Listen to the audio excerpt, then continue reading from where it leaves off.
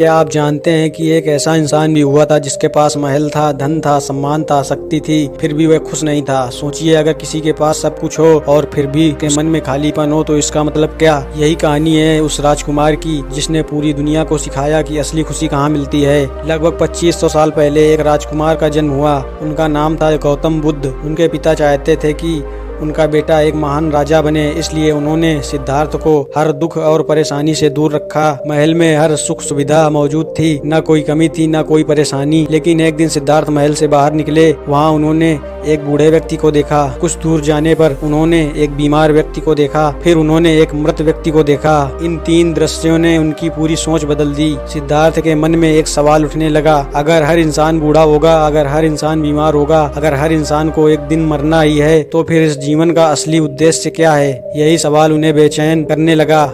महल में रहते हुए भी उनका मन शांत नहीं था। उन्हें समझ आ गया था कि बाहरी सुख हमेशा नहीं रहते। एक रात उन्होंने ऐसा फैसला लिया जिसकी कल्पना भी बहुत कम लोग कर सकते हैं। उन्होंने अपना राजपाट छोड़ दिया, अपनी आरामदायक जिंदगी छोड़ दी और सत्य की खोज में निकल पड़े। उनके पास न सेना थी, न धन था, न कोई विशेष सुविधा। सिर्फ एक सवाल था, जीवन का सच क्या है। उन्होंने वर्षों तक कठिन तपस्या की, कई बार भूखे रहे, कई बार अकेले रहे, कई बार ऐसा लगा कि शायद रास्ता गलत है, लेकिन उन्होंने हार नहीं मानी, क्योंकि उन्हें पता था कि आसान रास्ते अक्सर महान मंजिल तक नहीं पहुंचाते। फिर एक दिन वे एक पेड़ के नीचे बैठ गए। उन्होंने निश्चय किया कि जब तक सत्य नहीं मिलेगा तब तक यहाँ से नहीं उठूंगा। घंटे बीते, दिन बीते और अंततः उन्हें ज्ञान प्राप्त हुआ। उसी क्षण राजकुमार सिद्धार्थ भगवान बुद्ध बन गए। भगवान बुद्ध ने कहा, इंसान का सबसे बड़ा दुश्मन बाहर नहीं, उसके अपने मन के अंदर होता है। गुस्सा, ईर्ष्या, डर, लालच, ये सारी चीजें इंसान की शांति छीन लेती हैं। उन्होंने सिखाया कि अगर मन शांत है तो परिस्थितियां आपको हरा नहीं सकती।